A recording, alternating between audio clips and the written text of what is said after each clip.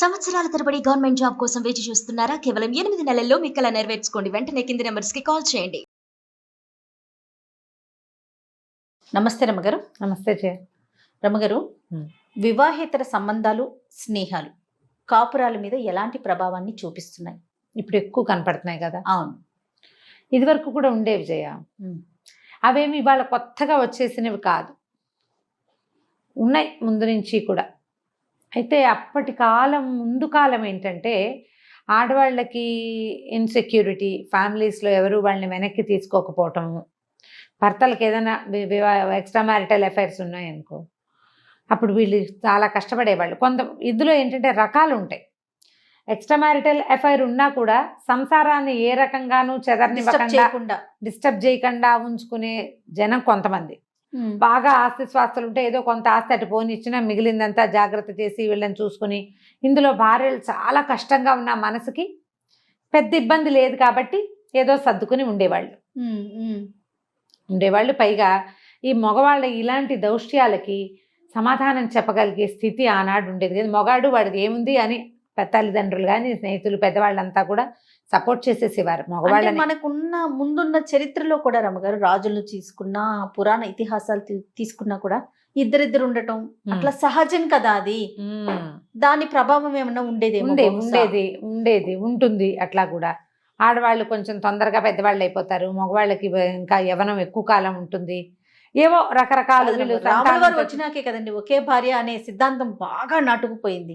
ఒకే మాట ఒకే భార్య. అబ్బే, రాముల వారి తరంలో దాంట్లో మాత్రం ఎక్కడో ఉంటాం జయ. మనం ఇలాంటి భావాల్లో ఉంటుంటాం. ఒకే భార్య ఉన్న రాముల వారి తండ్రికి ఎంతమంది భార్యలు ఉన్నారు? 3 భార్యలు ఉన్నారు. ఆయన పెట్టుకున్నాడు సిద్ధాంతం. అదే నేను ఆయన పెట్టుకున్న దగ్గర నుంచి పెట్టుకున్న తర్వాత ఇప్పుడు ఆ తర్వాత వచ్చిన మహాభారతంలో అందరు బోళ్ళంతమంది భార్యలు లేరా?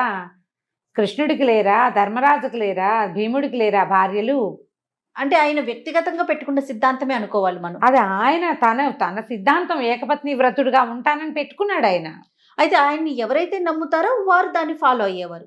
అయితే అవుతారు, లేకపోతే లేదు జయ. అంతే, అసలు అదేమి రూల్ కాదు. ఏకపత్ని వ్రతులుగానే ఉన్నారని చరిత్రలో చెప్పగలిగిన వాళ్ళు తక్కువే ఉన్నారు. ఏకపత్ని వ్రతుడు అనగానే ఠకీమని మనకు గుర్తొచ్చేది ఎవరు? రాములు వారు. అంతే. అసలు ఆయన ఇందులోకి రాకూడదు మనం. ఆ పాయింట్ అసలు ఇక్కడ లేనే లేదు. అది వేరే సంగతి, జనాల ఉద్దేశాలు, అభిప్రాయాలు. అయితే క్రమంగా ఎక్స్ట్రా మ్యారిటల్ అఫైర్ పెట్టుకుని ఆమె కోసం వెళ్ళిపోయి ఈ సంసారాన్ని వదిలిపెట్టేసేవాళ్ళు. ఇక్కడ భార్యను అసలు చూడకుండా, డబ్బులు ఇవ్వకుండా, ఇంట్లో ఏమీ చూడకుండా, పిల్లల జీవితాలు పాడు చేసేసి, వాళ్ళకి చదువుకోవడానికి చేయకుండా, ఆస్తంతా అక్కడ ఎవరికో దోచిపెట్టేసి అలా చేసేటప్పుడు అప్పుడు వీళ్ళకి, తల్లులకి, ఆడవాళ్ళకి పుట్టింట్లో సపోర్ట్ దొరికిందా, లభిస్తే, అవకాశం ఉంటే ఆ పిల్లల్ని ఎట్లా కొట్లా ఆవిడ బతికించుకునేది.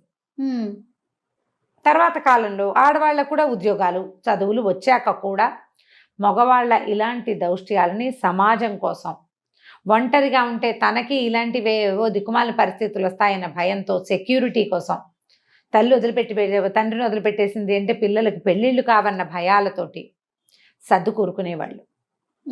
ఇదివరకటి కాలం అంతా 90% మగవాళ్లదే దౌష్ట్యం, మగవాళ్లకే ఎక్స్ట్రా మ్యారిటల్ అఫైర్స్ ఇదివరకటి కాలం. తర్వాత ఇటీవల కాలంలో ఆడవాళ్ళకి, మగవాళ్ళకి కూడా ఎక్స్ట్రా మ్యారిటల్ అఫైర్స్. వివాహేతర సంబంధానికి ఆడ మగ ఇద్దరు అతీతులు కాదు. ప్రెసెంట్ అయితే కొంతకాలంగా ఇదే ఉంది. ఆడవాళ్ళు ఎప్పుడు పతివ్రతలుగాను ఉండటం లేదు, మగవాళ్ళు ఏకపత్ని వ్రతులుగాను ఉండట్లేదు. వాళ్ళది ఎక్కువ, వీళ్ళది తక్కువ అని చెప్పడానికి వీలే లేదు. మనం నిన్నటికి నిన్న పెళ్లి ఇష్టం లేక ఆ పిల్లెవరో ఒక కుర్రాడి పేక్ కోసేసిన కేసు చూసాం. అంతకుముందు కాలంలో మనం ఏం చేసాము, మనం చూసిన కేసులు, ప్రేమించట్లేదని అమ్మాయి కొబ్బరి బండాలు నరికే కత్తితో నరికేసిన ఒక దుర్మార్గుడిని చూసాం. ఆడపిల్లలు ఏం తక్కువ తినలేదమ్మా, ఇప్పుడు వీళ్ళు చేసేస్తున్నారు అలాగే. ఇప్పుడు మనం ఎవరికి చెప్తాం? అంతేగా కదా. ఎఫ్ఐఆర్ దాకా వెళ్ళొద్దు. స్నేహాలు, ఇవి మనకి సెల్ ఫోన్ అనేది మన జీవితంలోకి ప్రవేశించాక ఈ ఎఫ్ఐఆర్స్, స్నేహాలు ఇవన్నీ మన జీవితాల్లోకి సక్సెస్ఫుల్గా వచ్చేసినాయి.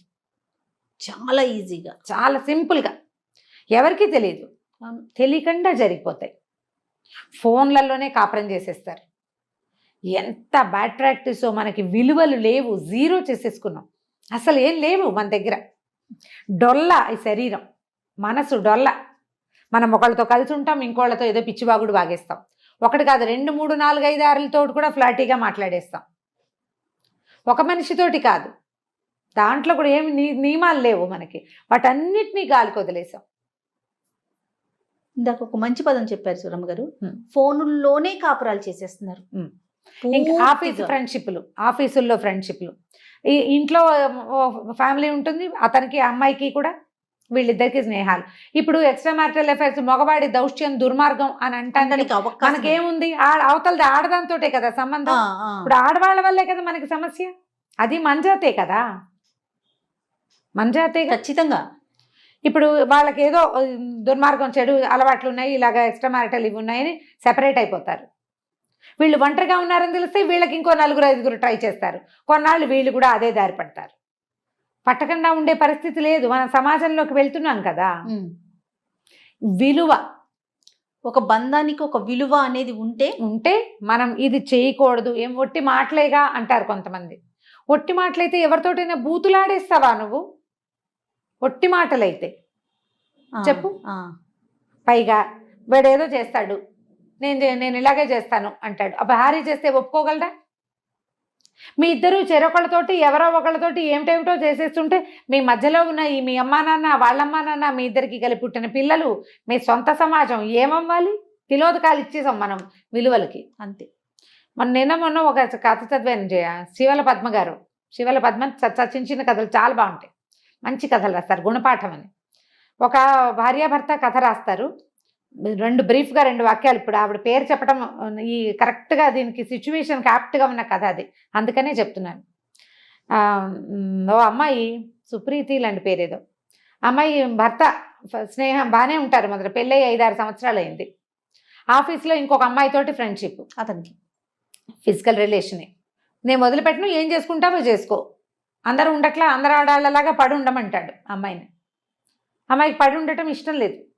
అత్తగారు ఏదో చీర కొనుక్కోవడానికి డబ్బులు ఇస్తే మీరు ఇప్పుడు 2 సార్లు 2 ఇద్దరికి ఇవ్వాలి, నాతో పాటు మీ కొడుకు ఉంచుకున్న అమ్మాయి కూడా ఉంది, ఆవిడకు కూడా ఇవ్వాలి కదా అంటుంది. ఓ తల్లికి ఆకలేస్తుంది, ఏమిట్రా అంటే అదన్నీ పిచ్చివాగుడు వాగుతుంది అంటాడు. ఇది భార్యాభర్త మధ్యలో వాళ్ళిద్దరే కొట్టుకుంటూ ఉంటే బాగుంటుంది. అందరికీ తెలిస్తే ఎంత ఆక్వర్డ్గా ఉంటుంది. ఆ అమ్మాయి ఏం చేస్తుంది?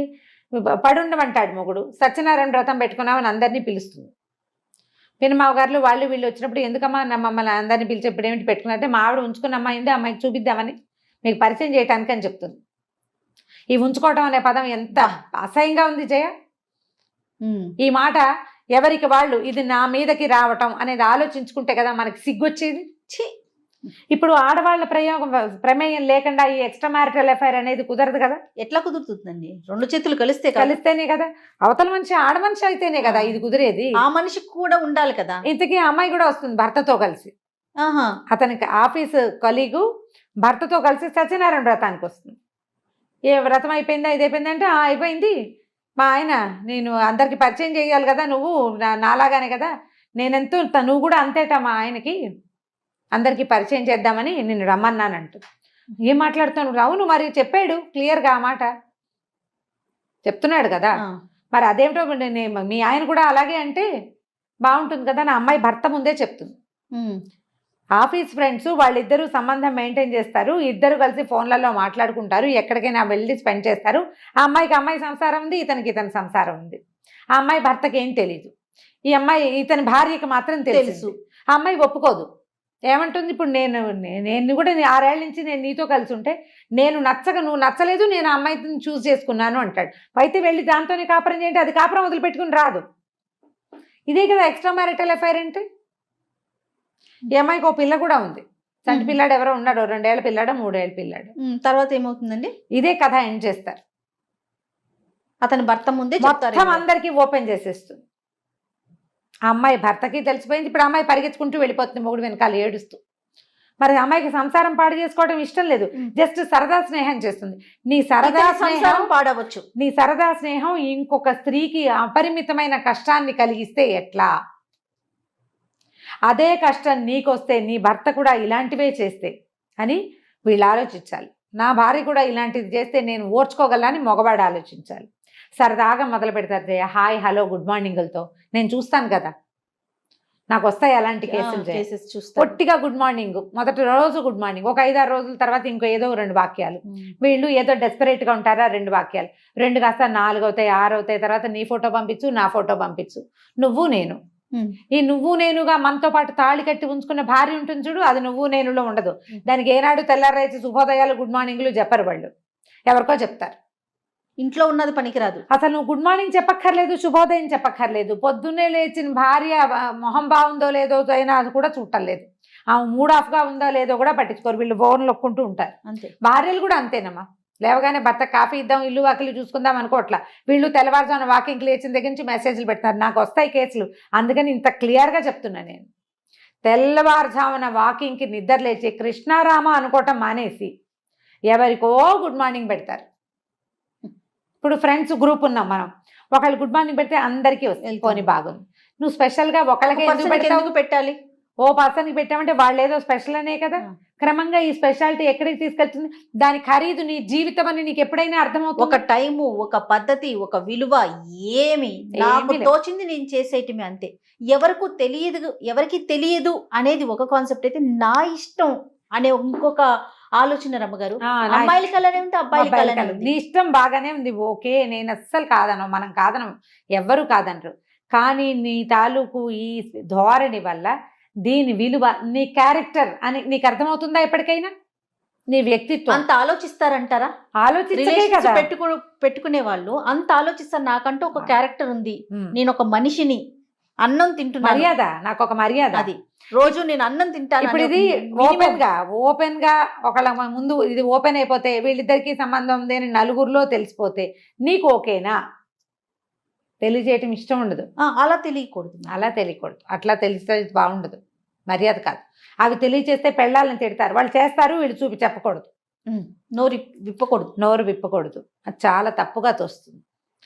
ఎంత దిక్కుమాలిన ఆలోచన విధానం అంటే ఇది. మనకు ఒక క్యారెక్టరు, దానికి ఒక విలువ, మన జీవితానికి ఒక మర్యాద, మనతో ఉన్న ఫ్యామిలీకి ఒక మర్యాద, మన పెళ్ళానికి ఒక విలువ, లేదా మన భర్తకు ఒక విలువ.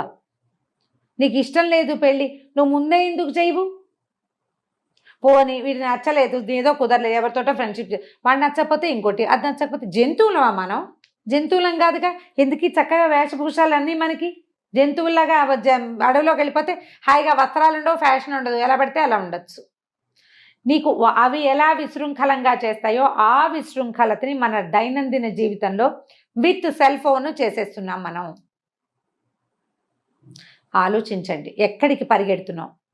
మనం ఎంత సంపాదించినా, ఎంత పేరు తెచ్చుకున్నా, ఎంత బ్రైట్ ఫ్యూచర్ ఉన్నా, దాంతోపాటు క్యారెక్టరు విలువ, వ్యక్తిత్వము విలువ అనేవి 2 పెద్ద పాయింట్లు ఉంటాయి. ఆ 2 ఉంచుకోండి. జస్ట్ అవకాశం దొరకగానే, ఎవ్వరూ చూడలేదనగానే మనలో ఉన్న మృగాన్ని బయటికి తేకూడదు. మృగాన్ని తల పగలగొట్టి లోపల ఉంచుకోవాలి. ప్రతి వాళ్ళకి ఉంటాయి, ప్రతి మనిషిలోనూ ఒక చిన్న పిల్ల ఉన్నట్టే ఒక మృగం కూడా ఉంటుంది. దాన్ని తల మీద కొట్టాలి, ఎప్పటికప్పుడు స్పృహ తప్పి లోపల ఉండాలి, దాన్ని బయటికి రానివ్వకూడదు. ఈ మృగాల్ని బయటికి తెస్తే మీరు మనుషులుగా మిగలరు, సమాజం పాడైపోతుంది. ఇప్పటికే మనం పాడైపోయే దిశగా అడుగులు వేస్తున్నాం. మనం ఎవ్వరికీ చెప్పక్కర్లా, మనలో మనం మార్చుకుందాం. ఇప్పటిదాకా ఏం చేసామో చేసాం, కనీసం ఇప్పుడు కట్ చేసుకుందాము. ఇప్పుడు ఈ పిచ్చిగా పెరిగిపోయే రెక్కల్ని కత్తిరిచ్చేసేయాలి. కరెక్ట్గా ఎగరడానికి సరిపడానే రెక్కలు ఉండాలి జయ. అవునండి, దేనికైనా దాన్ని మించి పెరగకూడదు, అది ఎక్కడో చోట చిక్కుకుపోతుంది. ఈ అక్కర్లేని బంధాలలో చిక్కకుండా ఉండాలని ప్రయత్నం చేయండి. ఉన్న బంధాన్ని శాశ్వతంగా కొనసాగించాలి, దానికి విలువ ఇవ్వండి, మీకు విలువ ఇచ్చుకోండి ముందు, అప్పుడు ఇంకా ఏ సమస్యలు ఉండవు. నమస్తే రమ్మగారు. నమస్తే.